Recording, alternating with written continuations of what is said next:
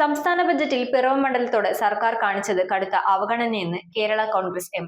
ബജറ്റിലെ അവഗണനയ്ക്കെതിരെ പിറവത്ത് സംഘടിപ്പിച്ച ജനകീയ വിചാരണ സദസ്സ് കേരള കോൺഗ്രസ് എം സംസ്ഥാന സെക്രട്ടേറിയറ്റ് അംഗം സാബു കെ ജേക്കബ് ഉദ്ഘാടനം ചെയ്തു.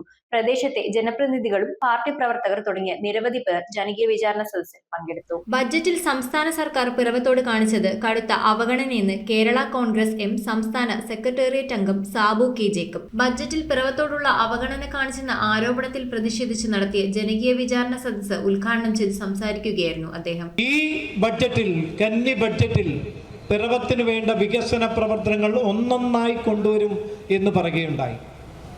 ഈ കഴിഞ്ഞ ജനുവരിയിൽ ഇടതുപക്ഷ ജനാധിപത്യ മുന്നണിയുടെ ധനകാര്യമന്ത്രി കെ.എൻ. ബാലഗോപാൽ അവതരിപ്പിച്ച ബഡ്ജറ്റിൽ കൃത്യമായി 29 കോടി രൂപ ഈ നിയോജക മണ്ഡലത്തിന് അനുവദിച്ചു.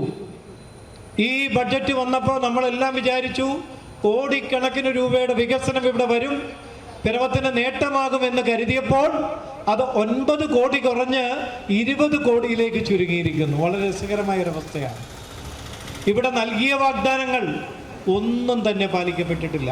യോഗത്തിൽ ജോൺസൺ പാർപ്പാട്ടിൽ അധ്യക്ഷത വഹിച്ചു. ഈ കഴിഞ്ഞ ഒരു മാസമായിട്ട് ഈ UDF മുന്നണി ഇടതുപക്ഷ ജനാധിപത്യ മുന്നണിയെ താഴെ ഇറക്കുന്നതിലേക്ക് വേണ്ടി പറഞ്ഞുണ്ടാക്കിയ കള്ളക്കഥകൾ എല്ലാം മറന്നുകൊണ്ട് അവർക്കിഷ്ടമായ രീതിയിൽ തോന്നിയ പടിയിൽ ഒരു മാസമായിട്ട് അവരുടെ ഭരണം നമ്മൾ കണ്ടുകൊണ്ടിരിക്കുകയാണ്. വളരെ നല്ല ഭൂരിപക്ഷത്തിൽ ജയിച്ച നമ്മുടെ MLA എന്താണ് ഈ പിറവം നിയോജക മണ്ഡലത്തിലേക്ക് വേണ്ടി പുതിയ ബഡ്ജറ്റിൽ നമുക്ക് തന്നിരിക്കുന്നത് എന്ന് നമ്മൾ കൃത്യമാണെന്ന് ആലോചിക്കേണ്ടിയിരിക്കുന്നു. യോഗത്തിൽ 2 വനിതകൾക്ക് സ്ത്രീ സുരക്ഷാ പെൻഷൻ കേരള കോൺഗ്രസ് എം സംസ്ഥാന കമ്മിറ്റി അംഗം വിൽസൺ പൗലോസ് വിതരണം ചെയ്തു. ഈ വർഷത്തെ പ്രിയങ്കരനായ ബഹുമാനായ മുഖ്യമന്ത്രി VD സതീശൻ നിയമസഭയിൽ അവതരിപ്പിച്ച ബഡ്ജറ്റിൽ പിറവം എന്ന് പറയുന്ന ഒരു സ്ഥലം കേരളത്തിലുണ്ടോ എന്ന് സംശയം തോന്നുന്ന രീതിയിലുള്ളൊരു ബഡ്ജറ്റാണ് വന്നത്.